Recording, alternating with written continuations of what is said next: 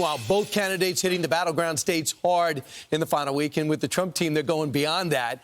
Their campaigns are looking to deliver a strong closing argument to the voters. Watch. Are you better off now than you were 4 years ago?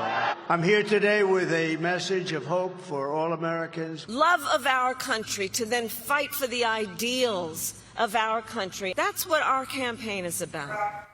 But another cringy moment for Vice President Harris on the trail in Michigan yesterday. Watch. Okay, now I want each of you to shout your own name. Do that. Because it's about all of us. Ouch.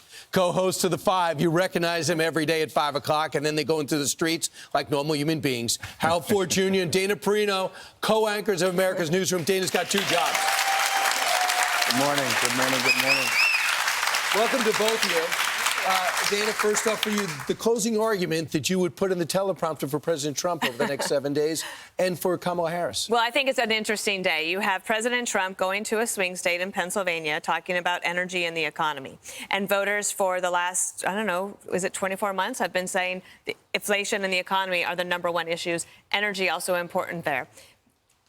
Contrast that with a very D.C.-centered campaign and a D.C. closing argument today talking about January 6th and the past. So during the conventions, I talked about a game of Jenga for each campaign, and at first it's very easy, and you're pulling out the pieces and it's easy. It gets a little harder as you get closer. Now, I think Kamala Harris pulling out this piece is making her people very nervous because the super PAC that can't talk directly to her is sending up all these smoke signals saying, the message about Trump being bad on democracy is not working for you, but she's about to place that piece on top of the pile. Harold, closing arguments. We know at 10 o'clock, President Trump is going to have a press conference in Palm Beach.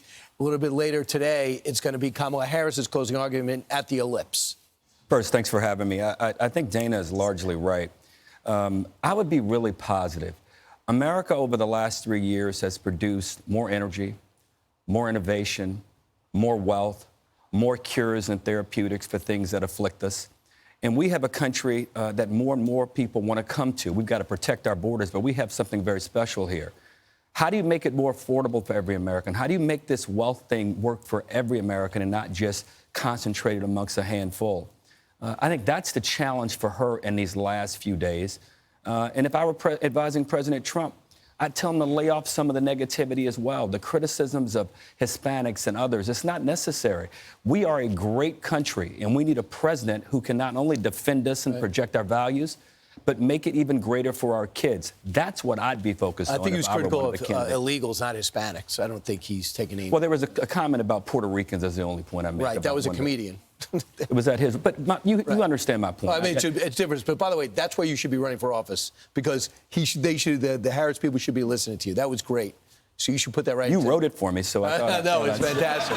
I mean, how great are these guys? I'm Steve Doocy. I'm Brian Kilmeade. And I'm Ainsley Earhart. And click here to subscribe to the Fox News YouTube page to catch our hottest interviews and most compelling analysis.